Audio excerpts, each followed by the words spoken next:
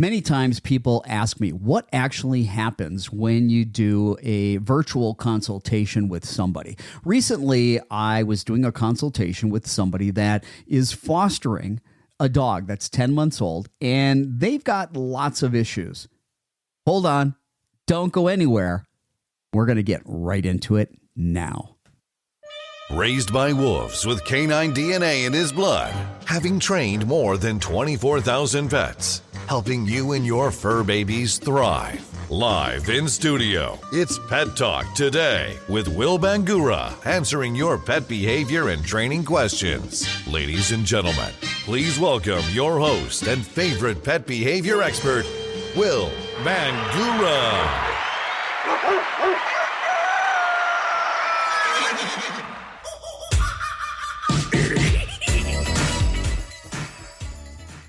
Good day, pet lovers. I'm Will Bangura. It's Monday, November 13th, and this is a special audio episode podcast of Dog Training Today. As I said before we went into the opener, oftentimes people are asking me, what is it like when you do a virtual consultation? How can you help people if you're not right there with them working with their dog? And what I always tell people is that, hey, listen, you're the person that needs to be trained. It's not the dog. You're the one that needs to be trained. You're the one that has the commitment to the dog. And, figure the dog's going to live 10, 15 years. That's a long commitment. One of the things that is really important is that not only do you need to be the one training your dog, but dogs make mistakes. And do you know what to do when the dog makes a mistake? Because they're going to make a mistake. Every animal makes a mistake. I make one every day, whether I want to or not. I just hope that I get it out of the way early. All right, I don't want to do any more talking. Let's get right into the consultation. Okay, Brittany, so I want to find out a little bit about why you contacted me and what's going on. So kind of give me the big picture. Yeah, so we actually are technically, I guess, fostering this dog that a friend had gotten, and they were going to take him to a shelter. And I'm sure you're aware a lot of our shelters right now are super full, and they're just putting dogs down left and right. So we decided that we would take him in. She explained him to be a really good dog. However, we've had a lot of issues in the last few days that we've had him. What are some of the issues that you're dealing with? He seems to have, I don't think he's ever been on a leash. He's almost 1 year old. Whenever we put the leash on him, he just lays down. He will not walk on the leash at all. He seems to have really bad anxiety in the car. He just shakes uncontrollably. They said he was potty trained. He's definitely not potty trained. He's marking a lot in the house. He's terrified of the kennel. I'll throw, like high value reward treats in there, and we have to pick him up and he just kind of freezes. Like when we stick him in, he will not move.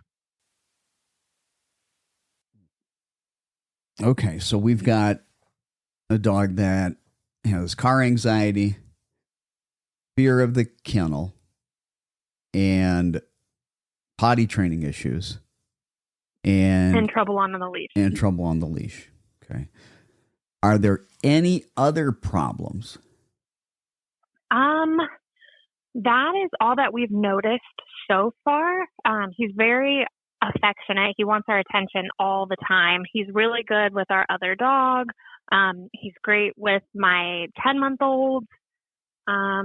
Great with strangers that come into the house. So yeah, I think those are it so far. Okay. So he's been good with dogs and other people. Mm-hmm. All right. Because initially when you contacted me, you said he's afraid of everything. He's everything except people, dogs, and kids, pretty much. Okay. What are some of the triggers that you found that he's afraid of? Now, you mentioned fear of the kennel. You mentioned car anxiety, issues with the leash. But what other things is he afraid of?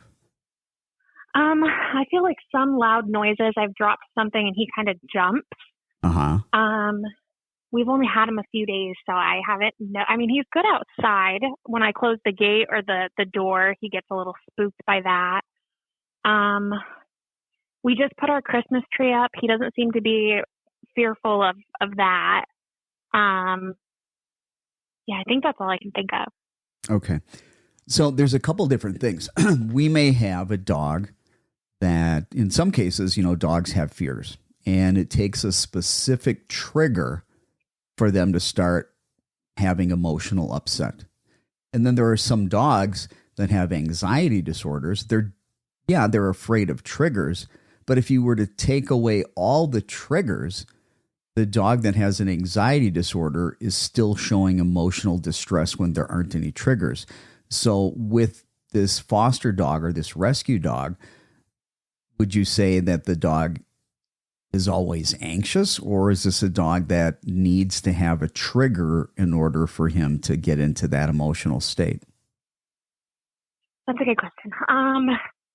I'm really not quite sure yet. I haven't spent enough time with him. I hope he doesn't have, and just triggers to everything. We did, one thing I forgot to mention, we took him to the park a couple days ago, and we put him in a wagon because he won't walk on the leash, and he just shook the entire time in the wagon too. I'm hoping it's just triggers, or just because it's a new environment and he's, been passed around a couple times. Well, it sounds like we've got a few things. So, being in that buggy and he was shaking, have you noticed him shaking, trembling with any other triggers? Just in the car and the wagon. In the wagon, okay. So yeah, I guess moving things. And he doesn't love being picked up. He doesn't shake, but you can tell he doesn't like it. What does he do when you pick him up? He tries to jump down. Okay.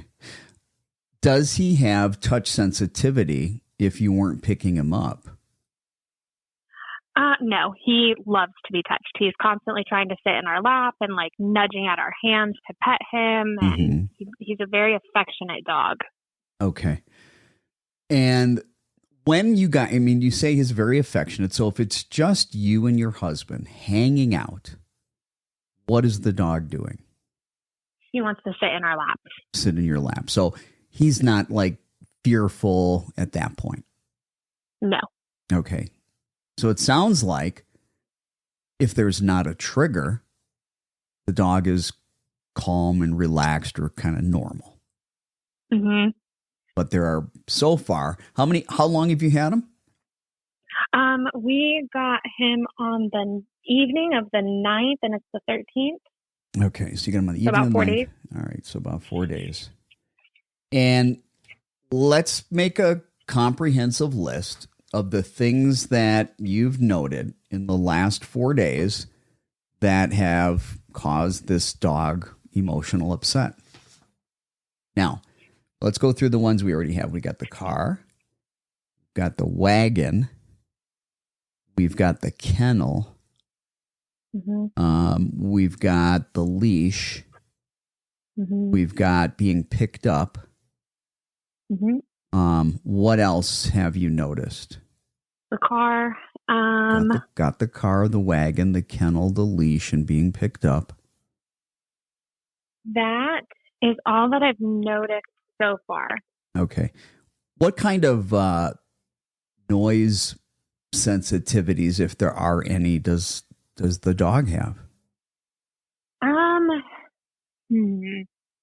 So if our dog starts crying or barking, he'll start. So we haven't heard him bark yet. In the last 4 days, he has not barked. He does whine, though. So he whines when our other dog whines or barks. Okay. I can't remember what it is that I dropped, but I dropped something in the kitchen, and that kind of spooked him, and he jumped back. And he was spooked. Let me ask you this, and I don't want you to forget what else he was spooked about, but I want to interrupt you here. When he was spooked, how did you know he was spooked? Meaning, basically, I want you to describe outward behavior. And how long did he stay upset, or did he recover quickly? he recovered very quickly. He just kind of jumped back and then came right up to what it was that had fallen. Okay. I don't necessarily consider that a problem because I think if we're not expecting something, it's easy to get startled. Definitely. With a noise. What we would really look at is, how sensitive, what's the reaction of that dog when it's startled? How severe or intense is it? And then how long does it last? Okay. Okay. So then, then I would just say, because even the whining, when our other dog whines, he stops as soon as our other dog stops. So I guess maybe not a ton of sound triggers. Okay. And when you mentioned that he's got, fear of the crate. What have you done? How have you identified that there's fear of the crate? So we opened up the kennel. We tried feeding him in the crate so that way he could kind of get used to it with the door open, of course. Yeah. We've thrown some treats in there. He will not go in. So we've gotten to a point where I've taken some of the food from his bowl and kind of given like a trail leading up to the kennel. So a little bit of food on the floor. Does that make sense? Yep. And he's starting to eat in the kennel with his body outside, so just his head. Yeah. Treats, he will not go in. And when we try to put him in the kennel, he kind of like freezes up and won't move his legs. And then when we put him in the kennel, he just kind of stands still and doesn't move. Okay. What kind of kennel is this? Is this a plastic type kennel? Is it a metal kennel? It's metal. Okay, it's metal. So it's not covered or anything like that. No, there is a dog bed in it, though, because when we initially put him in there without the dog bed, he was like flipping around. When there was no dog bed in there? Yeah, just that crate bottom. Got it. Okay. When you did put him in the kennel, I mean, you said he was flipping around. What kind of behavior displays? Because I heard just a little while ago that you put him in the kennel and he froze. Yeah, he didn't bark, he didn't whine, he did not make a sound. He just kind of was like frozen. When he was flipping around, that's kind of when I put him in, and we didn't leave him in it very long because I don't want the kennel to be a fearful place for him. Sure. So, and there hasn't been a situation where we need to kennel him, so we've been kind of taking that slowly. Okay. What would you say is your biggest concern right now? Biggest concern? Probably the trouble on the leash and the marking and the kennel training. So out of those three. Okay. I think every dog, well, let me ask you this. Well, he's marking. So I was going to say, hey, how's his behavior if you were to leave him and not kennel him? Do you know whether or not if, let's say you did not kennel the dog and you left, would there be separation anxiety? I'm not sure. He seems to be really attached to our one dog. So I think that he would be okay with Kona. What I heard from the person that we took him from was that before them, he was an outdoor dog. So he was just outside with two other dogs, and that was the extent. So I don't think he's had much human interaction in his life. Okay. So you live in a home, correct? Yes. And you've got a backyard, correct? Mm-hmm. All right.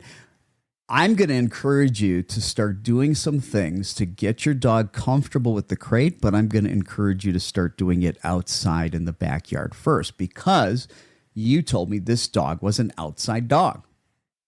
Mm-hmm. Okay. That makes sense. He loves being outside. Yeah, he should be a little more comfortable outside, okay?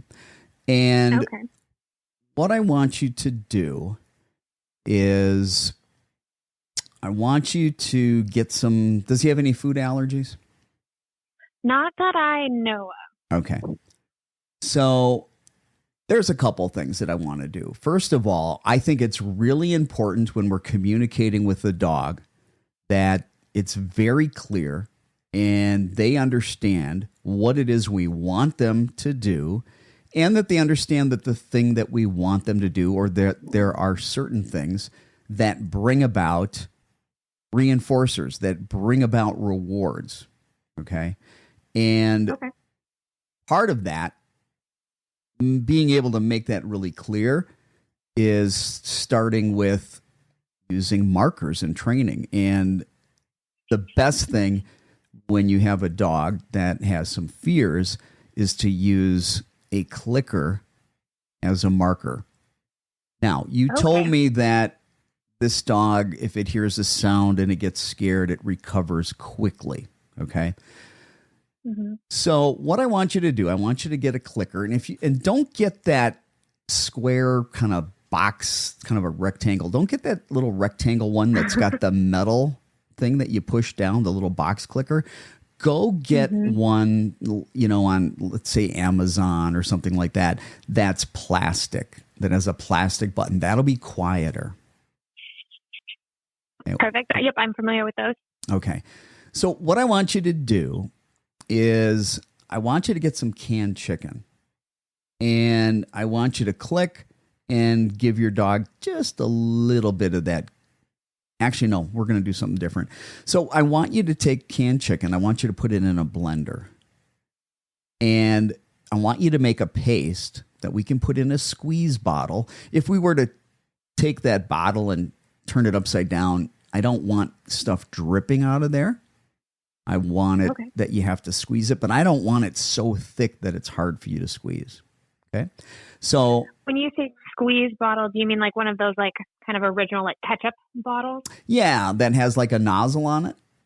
Yep. Perfect. Okay. Now, what I want you to begin to do is you're going to click. Well, the first thing before you even condition the dog to the clicker, I want to make sure that he likes our high value food reward. And what we're going to use for that high value food reward is going to be this chicken paste, because this dog's going to need a lot of reinforcement, number one, for a lot of things, because we have a lot of fears. Okay. So we're going to need to reinforce calm, relaxed, confident behavior anytime it occurs. And we don't want the dog to just get completely full. And so if we're using chicken paste, all we need is enough that the dog can taste it, and it's yummy.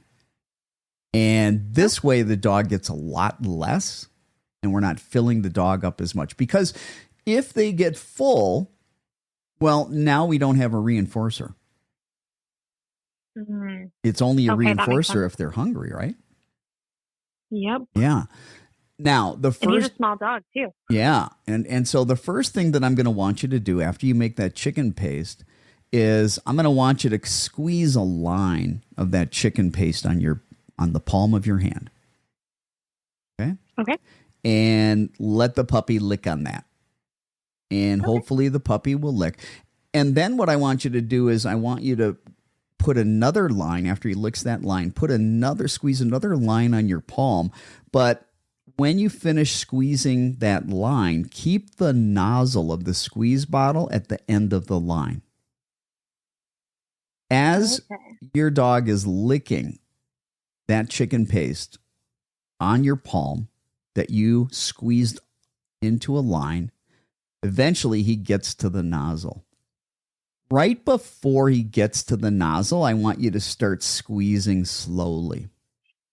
Slowly? I want you to squeeze slowly. Once he gets to the nozzle, I want you to squeeze slowly. What I'm hoping is that he's going to start licking your palm and the nozzle as it's coming out. Okay. Some dogs are a little nervous about this nozzle. So that's why I say squeeze a line on your palm, leave the nozzle at the end of the line. Your dog licks your palm, then do another line. And then as the dog licks your palm, licks that line as it gets close to the nozzle, just start squeezing a little bit and see if he starts licking right where the nozzle is on your palm. Okay. Once you've got that, he likes it, everything's good. Now you're going to start conditioning a marker. And you're going to use one of these clickers. I'm going to have you get the plastic kind, so it's going to be quieter. And in order to condition the clicker, all you're going to do is 30 times in a row, you're going to give a click and give a tiny bit of that chicken paste.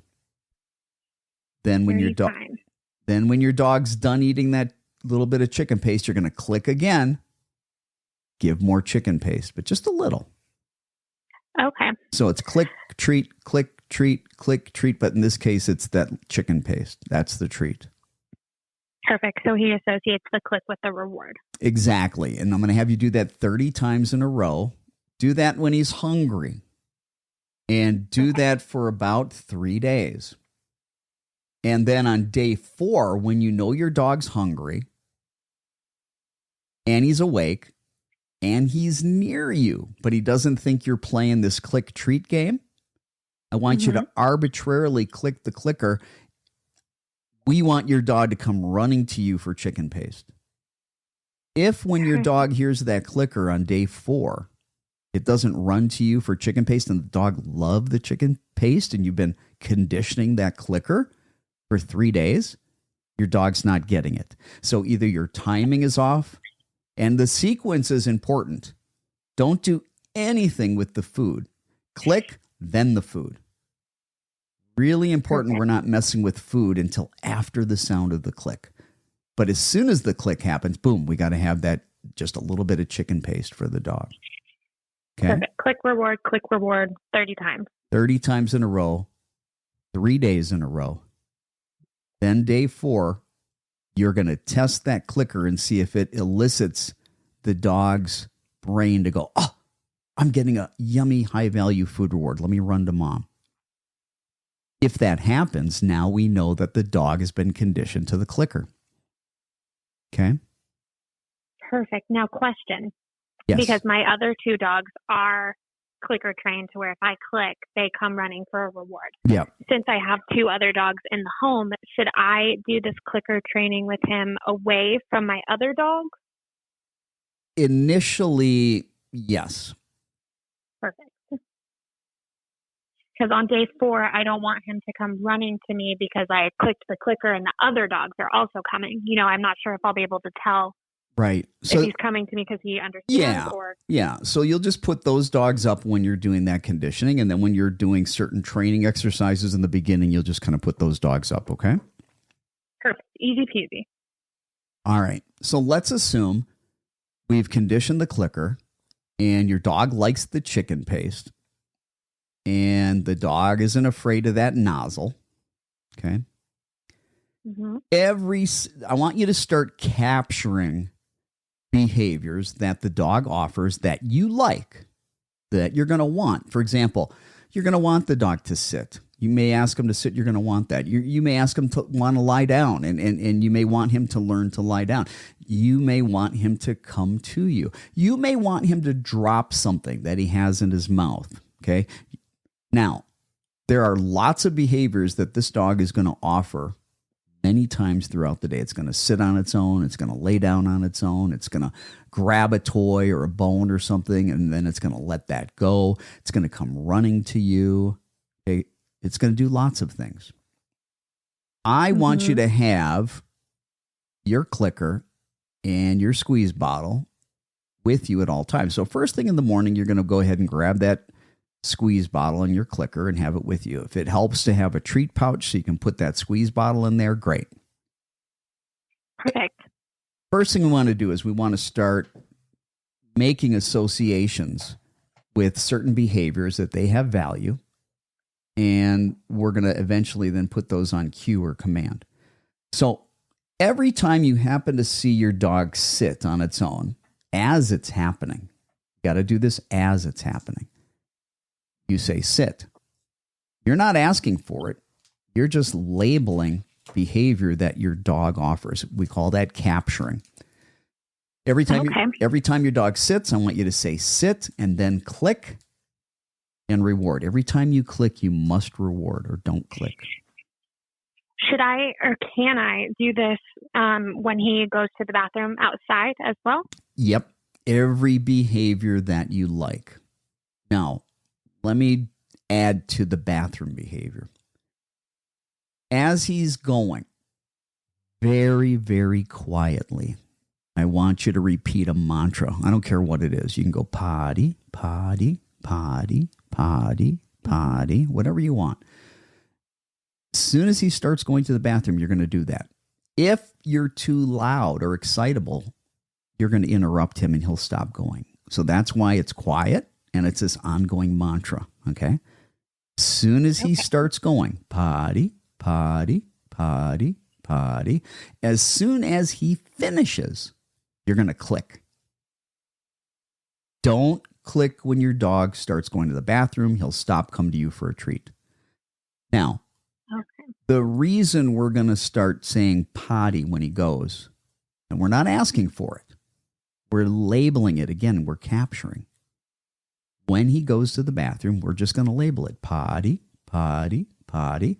And when he finishes, we click and reward. And I don't care if we're saying potty for when he goes pee or poop, whatever. You could say pudding. It doesn't matter. But what we want to do is start creating an association with a cue or command and that behavior of going to the bathroom so that down the road, we can say potty and there's a light bulb that goes off in the dog's head. And he goes, oh, I know what that is. And if I do that, I'm going to get a high value reward. So your dog's going to want to do that. But don't ask for it yet. There's got to be time and repetition of conditioning. Okay. Okay. So start with the obviously the click reward for 3 days first. Yeah. You can't use the clicker until your dog understands that click means I'm getting a treat. Okay. But now, because timing is critical, you literally have about a second to get the food in the dog's mouth. And so oftentimes we can't do that. Let's say your dog's going to the bathroom. When you're not right on top of the dog, you might not be able to get the food to the dog when the dog stops within a second. Well, when you click the clicker, that's a signal to the dog, I'm getting a food reward. So your timing, once you've got that clicker conditioned, your timing of rewards is perfect. As long as you click quickly, it buys you a few seconds to get the treat to the dog because the dog understands that click means, hey, I'm getting a treat. So the clicker, which is a marker, is a bridge to the food. Does that make sense? That makes sense. Okay. Now, like I said, we're going to start capturing things. You're going to capture the dog going to the bathroom. You're going to label that, click and reward when the dog finishes. So when the dog comes up from a squat, you click and reward. If the dog is lifting its leg and stops, you click and reward. Obviously, we only want to do that when it's going to the bathroom in the proper places, okay? Okay. So we were talking about capturing, and your dog's going to sit many times on its own. I want you to say sit when your dog does it, then click and reward. Your dog's going to lay down on its own a lot. When you notice it, capture it, say down, click and reward. If your dog comes running to you, say come. And when the dog gets to you, click and reward. If your dog lies down on the ground and then your dog actually puts its head on the ground, and I don't mean straight, I mean if the dog's laying on its side. Got a picture of that? So the dog goes and lays on its side and has its head on the ground. If that happens, you're going to say relax. Click and reward. Oh, I like that. So that one, there's a difference between down and relax. Relax, the dog has its head and the side of its body lying down on its side. Okay? Got it. Okay, perfect. Now, any behavior you like. The dog has something in its mouth and it lets it go. Say drop, click and reward. Okay? Perfect. All right.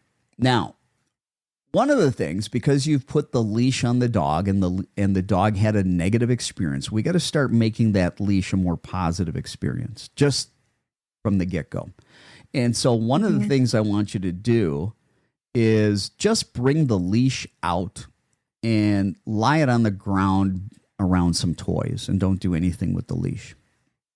Okay? But perfect. So do that for maybe 2 days. Let the dog just kind of explore that leash without it moving for 2 days. Then once you've got the clicker conditioned, as once you've got the clicker conditioned, Uh-huh. now what I want you to do after, a day or two where the dog's just been exploring the leash. Now, after the dog has had the opportunity to explore the leash for a couple days, then what I want you to do is begin, as your dog is close to you, pick up the leash just a little bit and click and reward, then set the leash on the ground. And I'm going to have you do that 10 times. You're going to pick up the leash, click, set it on the ground. Pick up the leash, click, and of course, when you click, you're going to reward, okay? Okay. Don't move the leash towards the dog. Just let him see you pick it up, click, and reward. The dog's going to come to you for the reward most likely, okay? You set the leash on the ground. Pick it up like by the clasp, okay? So pick it up by the clasp, click, reward, set it down. Pick it up by the clasp, click, reward, set it down, okay? After you've done that for, maybe 2 days, your dog should love this little game, okay? Now, the next step, does your dog have like a regular flat collar that it wears for like ID tags? Yes. All right. And when you walked your dog, did you have it on the leash, or on a harness or on that collar? Where'd you hook the leash to? So we were doing just the flat everyday collar, and then we recently switched to a harness. And he lays down both times? Yeah. Okay. So we're just going to start working with the flat collar. I know a lot of people love to use a harness. I'm more into a flat collar. My contention is this: if we teach the dog not to pull on the leash, then the dog's not choking with the collar, and we don't need a harness. Okay. Mm-hmm. Mm-hmm. All right. So the next step, you've been picking it up, clicking, rewarding, setting it down. Do that for about 2 days. Then you're going to pick it up, clip it to the dog's collar, click the clicker, feed, and then unclip the leash from the dog's collar. Then you're going to repeat that. You're going to go ahead, take the leash with the clasp that on the dog's collar, then click and reward. Then take it off.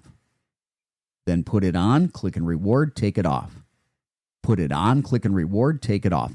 Do that for about 2 days. And again, when you do this 10 times in a row, you can do this more than once a day. Now, if your dog starts to show stress, you need to stop and see, okay, at what point did the stress start? All right. And maybe you picked up the leash, just hypothetically, you pick up the leash, click and reward, the dog's fine.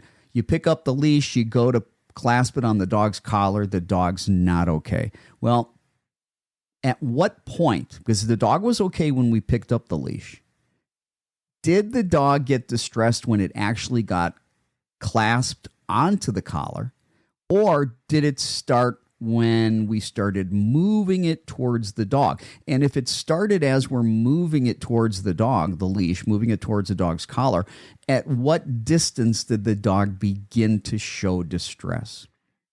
If that happens, at the distance the dog showed distress, you need to back up and do the same process, just don't go as far. So let's say that, and again, this is hypothetical. Let's say we can pick up the leash clasp and the dog can be next to us and the dog's fine. And we click and reward, set it down, pick it up, click and reward, set it down. And let's say then we get to the point 2 days later where we want to start clipping the leash to the collar on the dog. We pick it up. We start moving the leash towards the dog. Let's say that when we got 2 inches from the dog's collar, the dog started to show distress.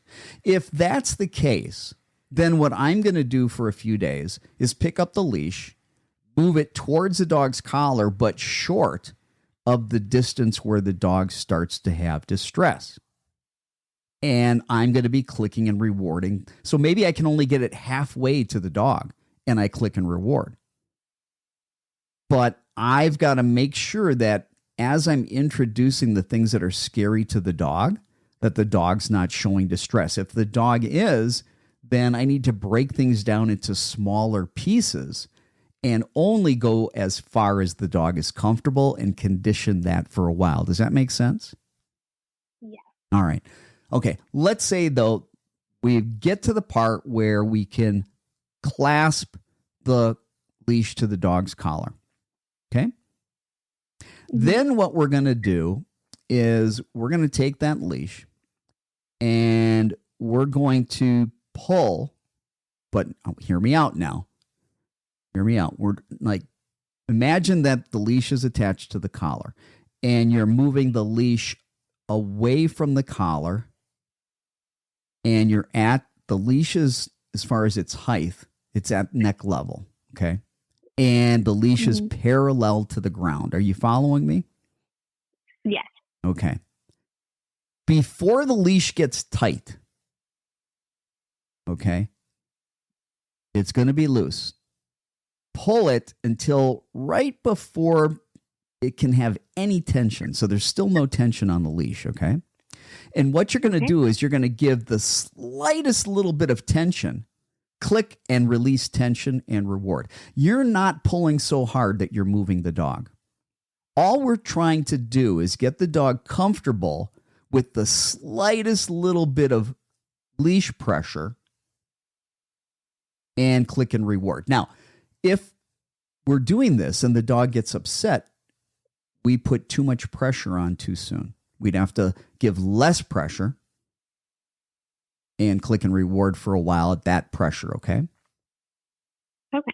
Now, once the dog gets comfortable, you're not moving the dog. So the dog's stationary. All you're doing is putting the slightest little bit of pressure. I mean, just a tiny bit. And doing that over and over 10 times in a row, making sure that the dog's not displaying any stress. If it is, we need to back up a step, put it into smaller pieces and go back a step or two. All right. Let's say the dog is doing fine with that little bit of pressure. Now, the next thing we're going to do is we're going to do the exact same thing, but we're going to add a little more pressure. All right. And maybe it's enough pressure that it actually can move the dog. But if we move the dog in the direction that the leash is being pulled and it's parallel to the ground at your dog's neck and collar level, you only want to move the dog the slightest distance. I'm talking like a half inch or an inch. So you use that leash to move the dog about a half inch or an inch. You let go of the pressure immediately. So you move the dog, click, let go of pressure, reward. Move the dog a half inch to an inch with the leash. You're going to click, release pressure, and reward. So basically, you're starting to show the dog, okay, when you feel leash pressure, it's a good thing. You get a reward. When you feel when you feel leash pressure and you move even slightly in the direction of the leash pressure, you get a reward. And when you start to move with the leash pressure, that pressure goes away. So we're teaching the dog what that leash means and what the leash pressure means and a little bit of pressure on the collar, what that means. Okay. We're not using any force. We're not using any type of correction or aversive. This is not anything that's going to cause any kind of pain.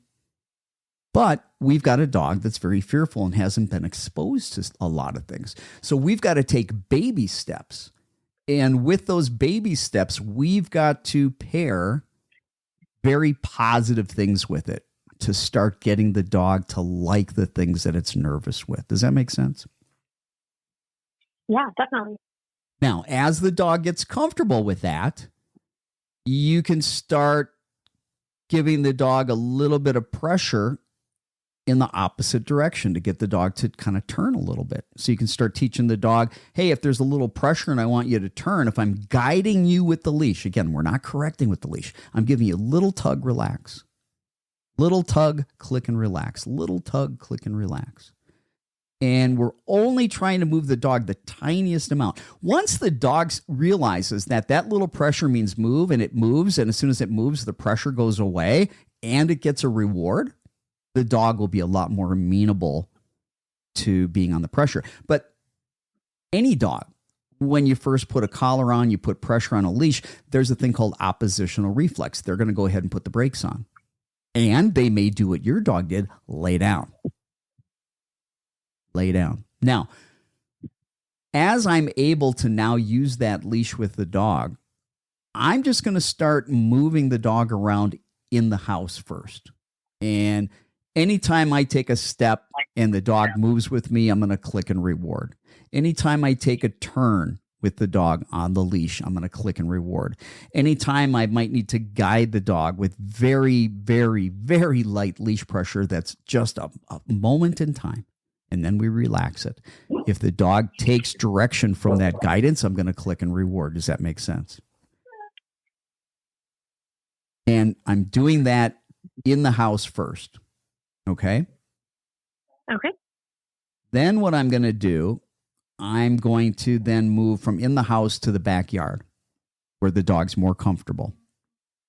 And then when that happens and the dog's comfortable there, then I'm going to move outside, maybe in the neighborhood, on the sidewalk or something like that. Okay? Okay. All right. So that's helping the dog get used to the leash. All right. And Perfect. And then it seems if everything goes right, if he's not timid, and it should take about less than 10 days to get him at least desensitized to the idea of the leash. right. And then anytime he gets guidance from the leash and he moves, you can also start to capture the movement that he did because of the guidance on the leash. And you could label that, let's go, click and reward, right? Initially, you're not going to put any cue on the behavior. You're just creating the behavior, making it a positive experience through desensitization and counter conditioning. That's what we're doing. Desensitization, very gradual, very systematic, very slowly, one baby step at a time. Counter conditioning, that means that the things we're asking the dog to do, when the dog's doing it, we're feeding the dog, but the dog is not in a distressed state. If the dog is upset emotionally, you have gone too far too soon. You need to break it down in smaller steps and get the dog used to that by pairing something very positive, in this case, this chicken paste, with what the dog doesn't like, okay? Okay. Now, one of the things I also want you to do, let's talk about the kennel. So we're going to start with the kennel outside, and we're going to make a little line of paste up to the kennel. Then when that happens and the dog's going up to the kennel, then we're going to put a little line in the kennel. Put a line of paste in the kennel. Let's see how far the dog's willing to go in. All right. If the dog only goes in halfway, well, you know you need to stay at that distance for a while. Don't try to get the dog going in there a little further. Just, start at the beginning of the kennel, go halfway if that's where the dog goes, all right? But then little by little, you're going to move the start line of that line of chicken paste further and further in the kennel. Does that make sense? Yep. All right. So you might start with a 4-inch line, and it starts at the beginning of the kennel, goes 4 inches in the kennel. And little by little, you extend that line in there. But where the dog refuses to go any further, okay, that's the dog's threshold. We need to keep the dog below threshold for a while, creating more repetition of this being very positive, okay? And as the dog starts having positive experiences and nothing horrible happens at that distance of going in for a while, then your dog will be more amenable down the road as you start moving that line of chicken paste further into the crate. Does that make sense? It does, yes. All right. And as the dog is willing to go in the crate, label the behavior. Kennel. Label that behavior. And then what you'll be able to do is do a little squirt, of paste. Dog goes in there. You say kennel. As your dog goes in there, you say kennel. Before the dog starts licking the paste, you click. Now, in the beginning, you're not going to be saying kennel. The dog's just going to be licking paste near the kennel. Okay? Mm-hmm. But then eventually, as the dog's willing to go into the kennel a little bit, baby steps, that's when you're going to start labeling it kennel, clicking, and rewarding. Label, click, reward. Got it. Okay? And once your dog's, I don't care if your dog only goes in there 2 inches. You want to do that 10 times in a row every day. And how many times? 10 times in a row every day. 10 times. Got it. Just think about 10 being the magic number that, we've got to do enough repetitions each time for learning to start to take place. And my magic number for that is 10. Perfect. Yeah, I'm taking extensive notes right now. Now, my reasoning behind starting the kennel outside is because he was an outside dog. I'm hoping he's going to be more comfortable. The other thing that I would do is I would get him in the backyard and begin working with the leash outside also.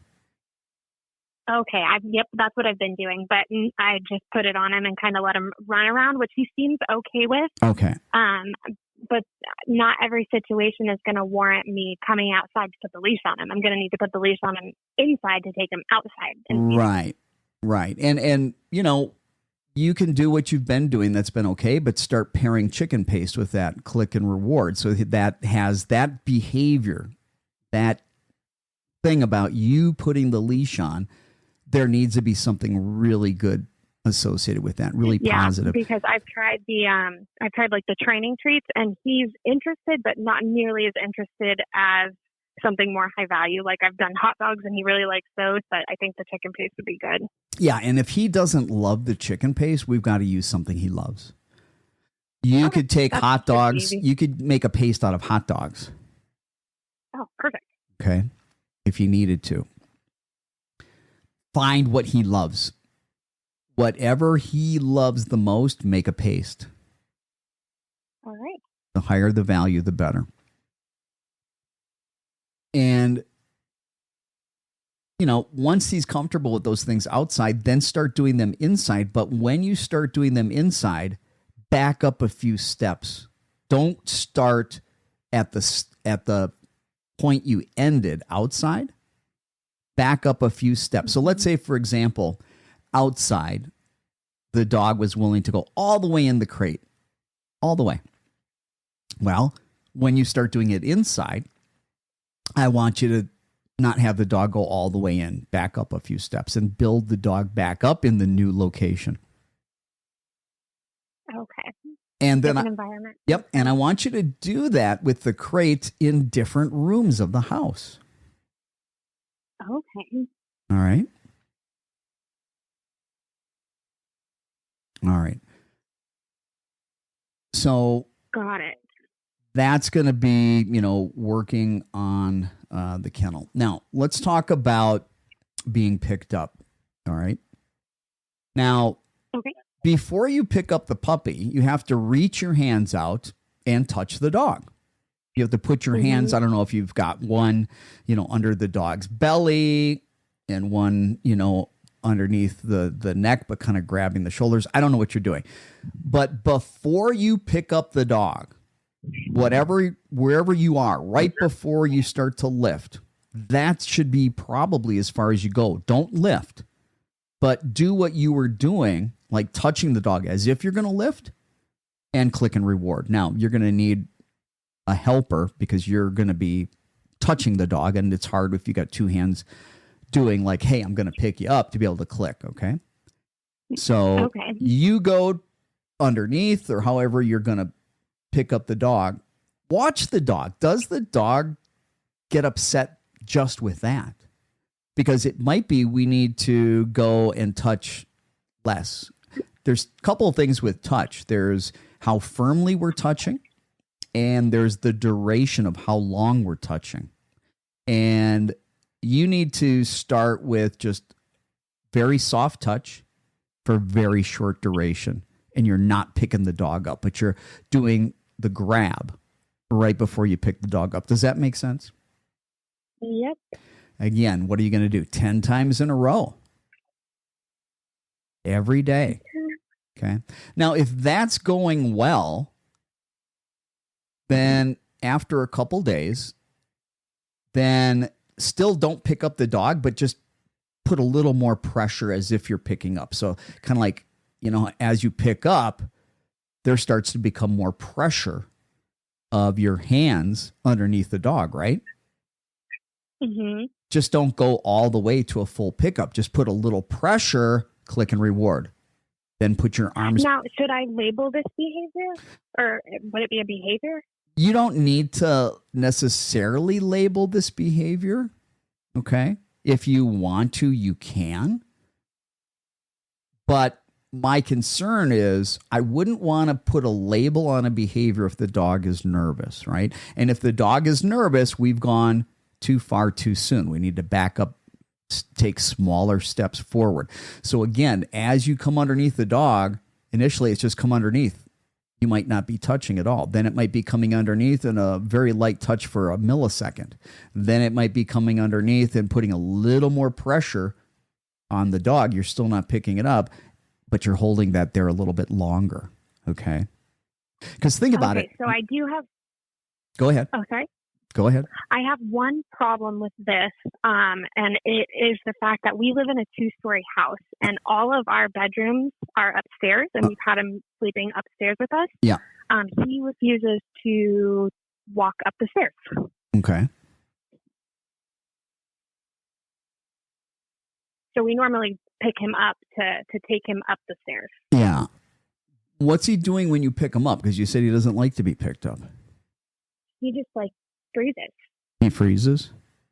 Yeah, he just lays flat and is like he'll either lay down, and then when we pick him up, he doesn't bark or try to bite or anything aggressive. Yeah. You can just tell he's very scared.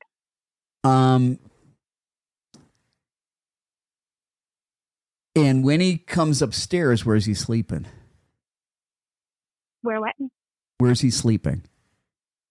He sleeps in the dog bed with Kona, or he sleeps in our bed. Okay. He has no problem jumping, on furniture and stuff like that. But for some reason, stairs, he just won't even try it. Yeah. Yeah.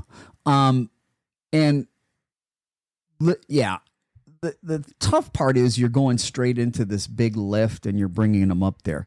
What I want you to try to do is, since you've already gone that far in the process and he's, scared, see if you can just lift him up, not go anywhere. See if you can lift him up and click and reward. But don't do that till after he understands what the click is and he's getting something good. If he won't take the food when you lift him up, he's too nervous, obviously, right? Dogs, they won't eat if they're too nervous.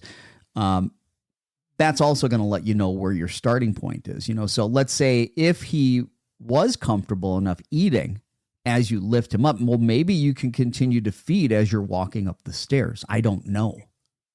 But if he's comfortable enough taking the food, see how far you can go with that. Now, I wouldn't have started there, but you've already begun that process. So we need to modify what we're doing.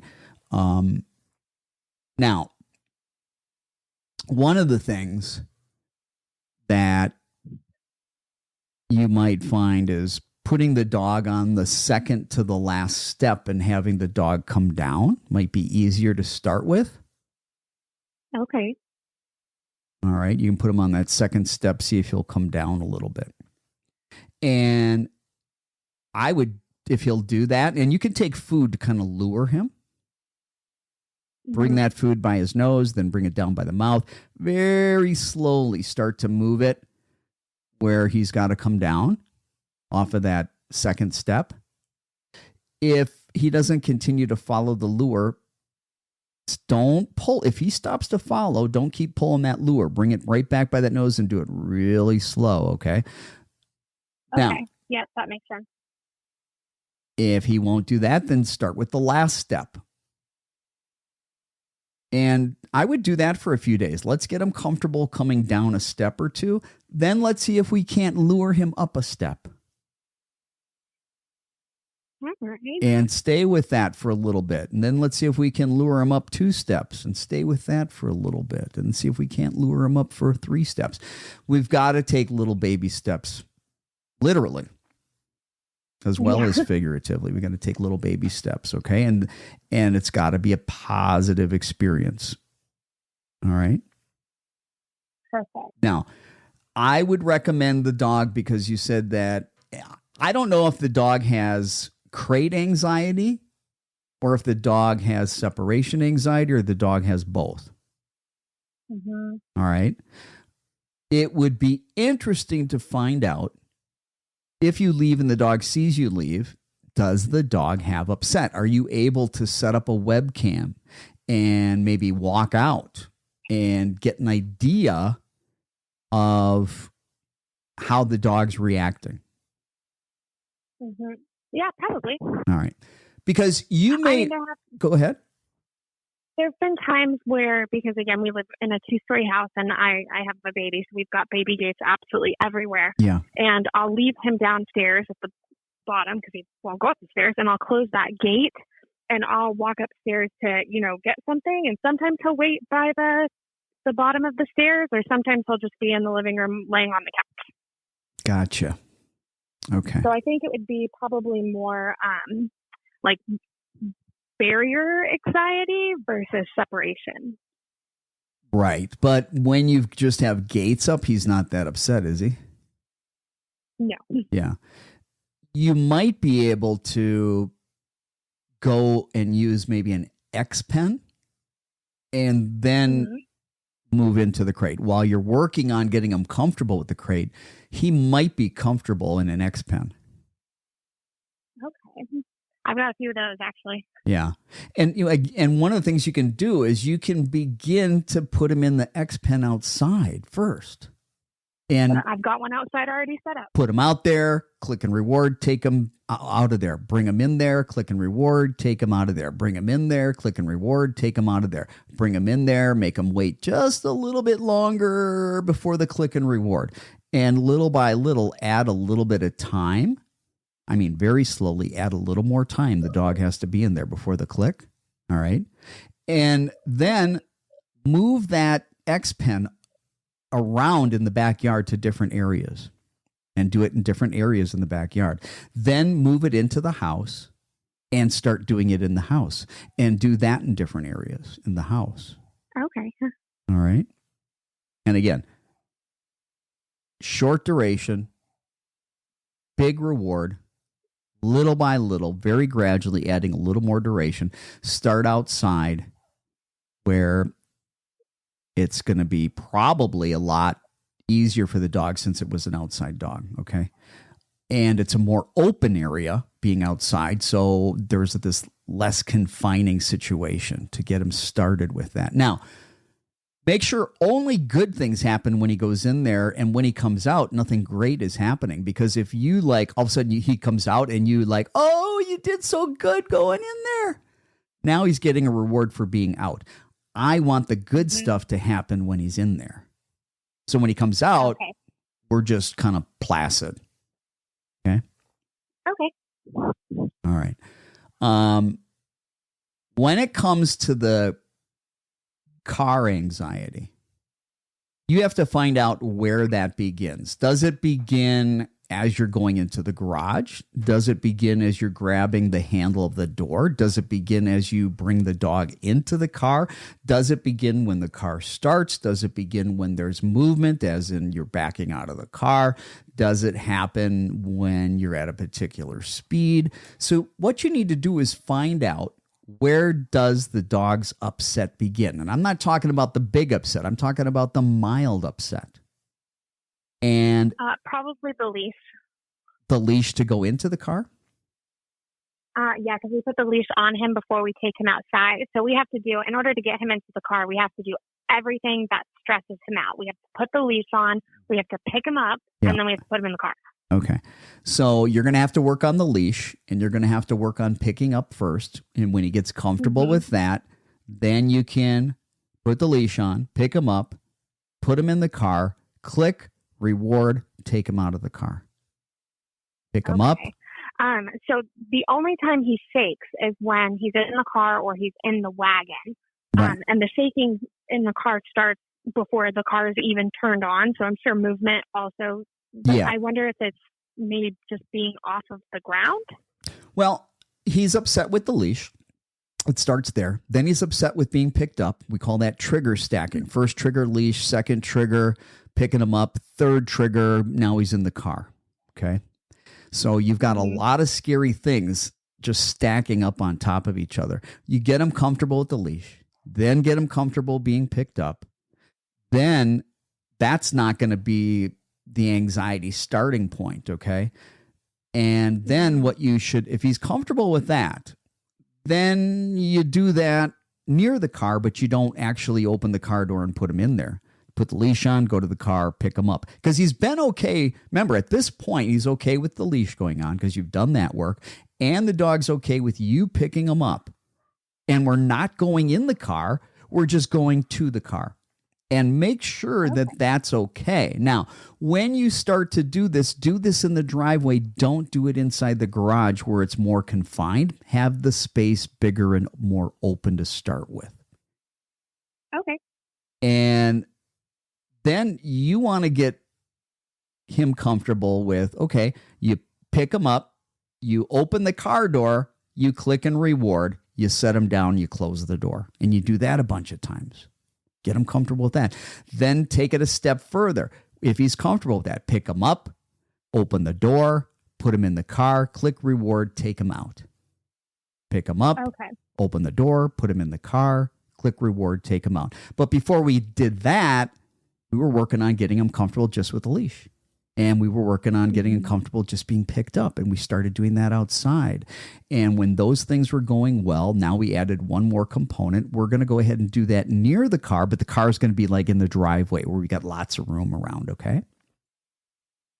And you could also begin to do fun things around the car in the driveway that are completely separate from doing any training, so that fun things, good things are happening by the car right from the get-go. Okay. Then the next step might be, let's say we've gotten him conditioned and he's desensitized. We can get him on the leash. We can get him outside. We can pick him up. We can put him in the car. Then the next step would be just turning the key on, click reward, turn the key off. Turn the key on, click reward, turn the key off. Turn the key on, click reward, turn the key off. Get them used to that, okay? Get them comfortable with that. Okay. Then the next step is doing that, but adding one more step, putting it in reverse. And there's a little clunk and the car moves. Don't keep your foot on the brake. Just go from park, reverse, park, reverse, park, reverse. If that goes well, you're clicking every time you change that gear. Then once he's comfortable with that, then it's taking your foot off the brake, letting it go into reverse for just a short duration. You haven't even gone out of the driveway yet. It's moved a couple feet. You put the brake on, click reward. Move a couple feet in reverse, put the brake on, click and reward. Obviously, you need a helper. One person's driving. You're communicating with the driver. You're watching the dog, making sure that we're not taking it too far before the dog is ready for it, that we are doing this in very slow, methodical, gradual, systematic steps forward, okay? And at any point the dog gets nervous, that's just communication that tells us, hey, we're moving too quick. We need to back up a little bit and create positive associations a little bit longer on that step preceding where the dog gets nervous, because we didn't do enough work there to be able to move forward a little bit, okay? Okay. Then, it's about adding more movement. Then it's about adding more speed. Then it's about taking slow turns. Then it's about taking faster turns.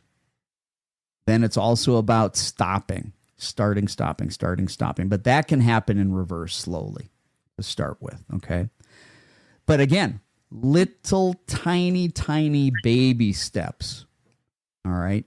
Now, let's say you were working on any one of these things. Let's say you're working on trying to pick them up and you have spent 2 months attempting to pick them up and you're not getting anywhere. All you can do is put your hands underneath the dog and put a tiny bit of pressure, but my God, we can't even get the dog's feet up off the ground without the dog getting upset. That might be an indication that you might need to consult with a veterinary behaviorist or a veterinarian, and you may need to use some behavior medicine in conjunction with the behavior modification. Because if we can't make things, if we can't bring the stressors down to the absolute lowest level to begin, we're not going to get anywhere. And there are some dogs that they react so much, it's so severe for them that they're going to need some medication to kind of take that edge off so that we can actually do the work. But my rule of thumb is, hey, if we're doing everything right and we've been doing it for 2 months and we're really not getting anywhere, well, that's when we need to maybe talk to the veterinarian. Okay. All right. All right. I think I'm going to video document some of this too, so that way I can hopefully see his progress.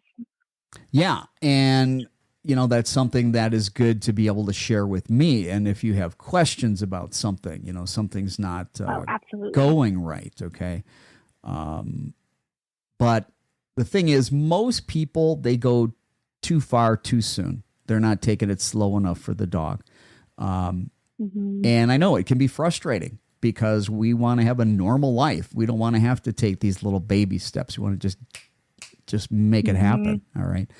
But oftentimes we've got to take these little baby steps if we want to make progress, in us pushing the dog too far too soon, that actually backfires on us. And it ends up taking us longer than if we were to take these little baby steps. But a lot of time we think, okay, if I got to take these little baby steps, boy, this is going to take forever. Yeah, but you're moving forward. You do it the other way, you're not moving forward.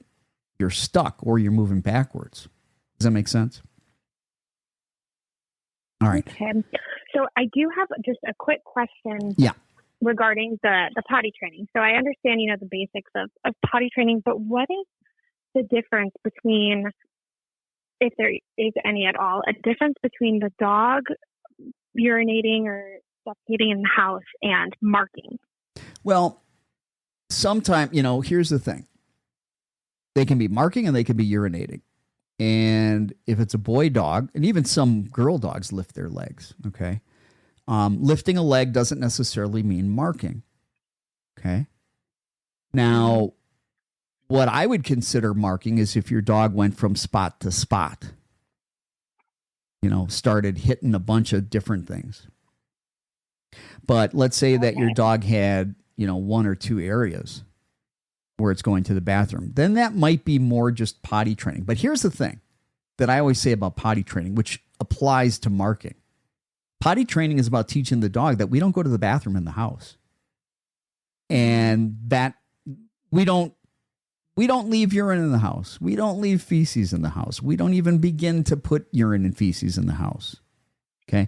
So, one of the things, you need to have your eyes on him at all times. And if he has an accident, very calmly, without doing any punishment, you just need to get him outside. See if he'll finish. And hopefully you're also doing the other things that we talked about by making going to the bathroom more valuable, because there gets a click and a reward every time the dog goes outside. All right. Inside, we got to make sure that when it happens, we get the dog out. We need to clean it up, make sure we're using a really good product that gets rid of the smell that the dog sense of smell. And a lot of times we need a black light to make sure that it doesn't light up anymore. If it doesn't light up, then we know we got it all. Okay. But keeping a journal and writing down what time the dog drinks, what time the dog eats, what time the dog pees, what time the dog poops, whether it's inside, whether it's outside. Doing that for about a week and feeding on a very strict schedule, putting water down on a strict schedule, you can then begin to see the pattern. How long after my dog drinks is my dog usually urinating, whether it's an accident or outside? how long after my dog eats is my dog typically defecating, whether it's inside or outside? And if you get a week to 10 days of data, writing all of that down, you should start seeing patterns. When your dog needs to go out to pee, when your dog needs to go out to poop. And what that does is it allows you to be more efficient by, hey, everybody's got a smartphone. Set the timer to go off before the dog typically would need to go.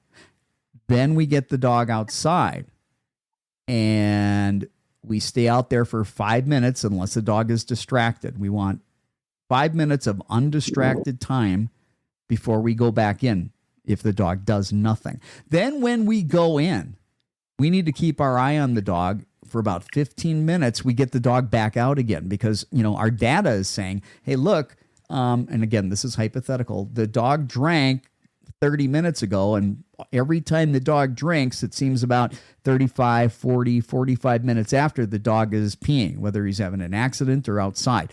Therefore, I'm going to set my alarm a little bit before the time duration where the dog's typically going to pee or poop after drinking or eating, so that I can hopefully get the dog outside and positively reinforce the right behavior and avoid having accidents.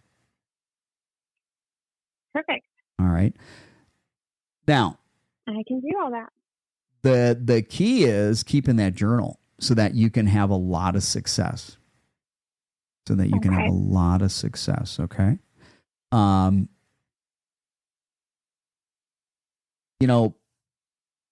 Some people will teach their dog to bark on command, to speak. And then as they get to the door to let the dog out, they'll say, speak. Dog barks, they let him out. And they do that every time they go out, when they're going out to go to the bathroom.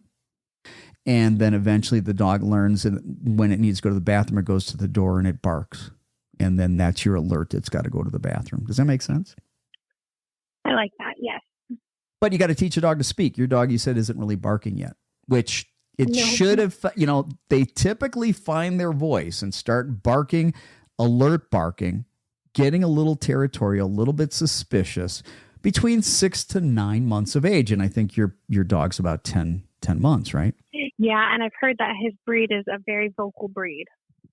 Well, if he's got a little bit of schnauzer in there, absolutely. They tend to bark like crazy. I joke about my schnauzer, say, hey, they should have called the breed Bark, because that's how much they like to bark. Okay.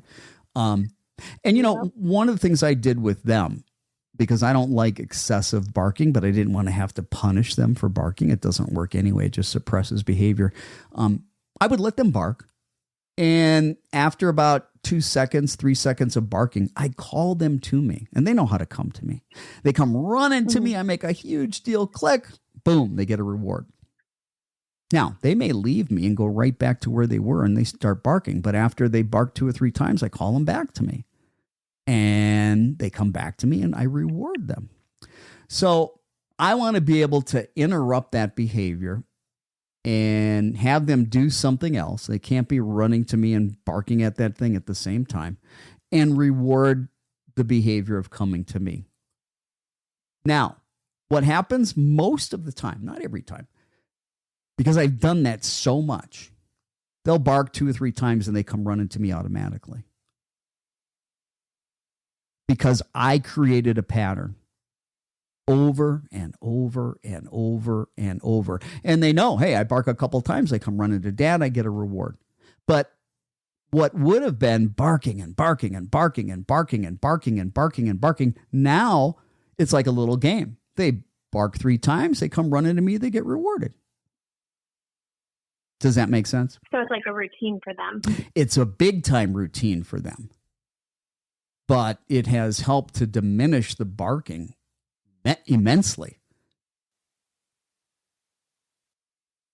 Now, what else?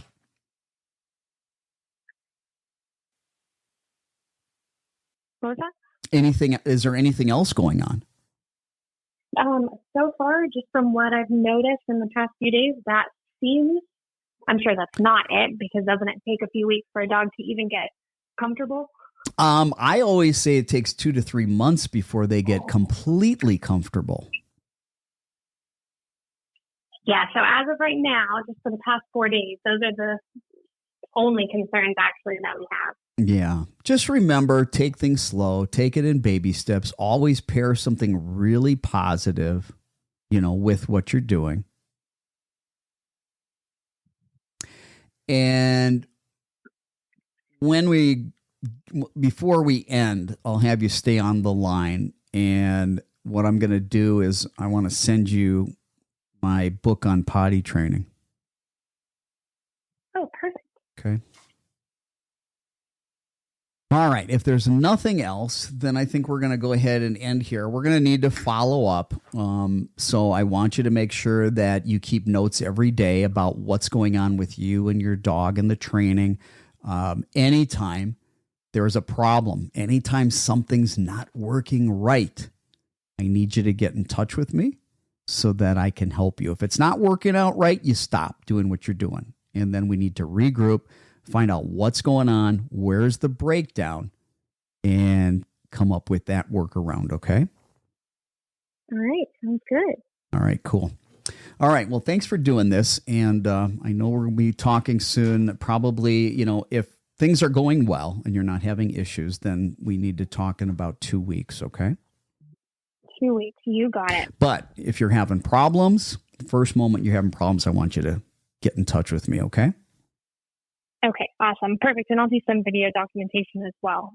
Yeah, do that. And do me a favor, shoot me a text with your address so that I can get that potty training book out to you. Perfect. Thank you. All right. Anything else I can help you with right now? No, thank you so much. I got tons of notes. This information is extremely helpful, and I hope it works. Well, it'll work if you work it. Yeah, it will work. Yeah, I know it's more about training the owner. Yeah, and the thing about it is that we tend to get greedy and want to go all the way to the end.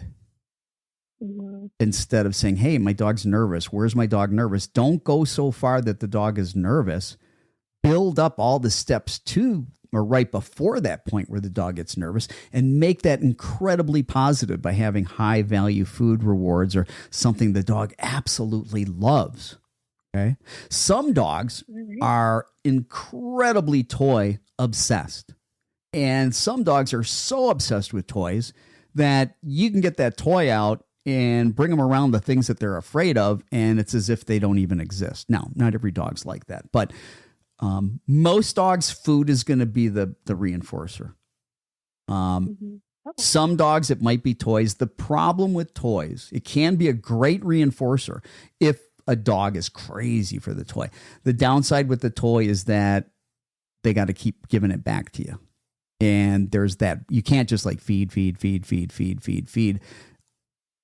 You'd have to, there's always that break by they get the toy, I need it back now. They get the toy, I need it back. So that's the only downside to toys as reinforcers. But yeah, for some dogs, the toy is a bigger deal. Yeah, he's definitely food motivated. Well, then slowly, but yeah, that's perfect. And then here's the thing, there might be times where, you may need to decrease what his regular meals are because you're doing a lot of this work and the dog's getting, other sources of nutrition through that squeeze bottle. Mm-hmm. And A, we don't want the dog getting fat and heavy. B, we want the dog to be hungry so that the dog's motivated to do the work. And sessions need to be short. If it's so long that it no longer is fun, and that could mean, hey, I got too full, so the food's not fun anymore either. You want to stop and keep your dog hungry. That makes sense? Mm-hmm. Okay. I hear a baby. Did somebody wake up? Yep, she is. Wide-eyed and bushy-tailed. All right. Well, I'm going to let you go because you've got another little one to train right now, okay? But do me a favor and send me a text message with your address so I can get that book to you. And then if everything's going okay, let's talk in about 2 weeks. If you're having a problem between now and then, make sure you get in touch with me right away, okay? All right. Sounds good. Thank you so much for your time. I really appreciate it. Oh, no worries. I enjoy doing this. Thank you.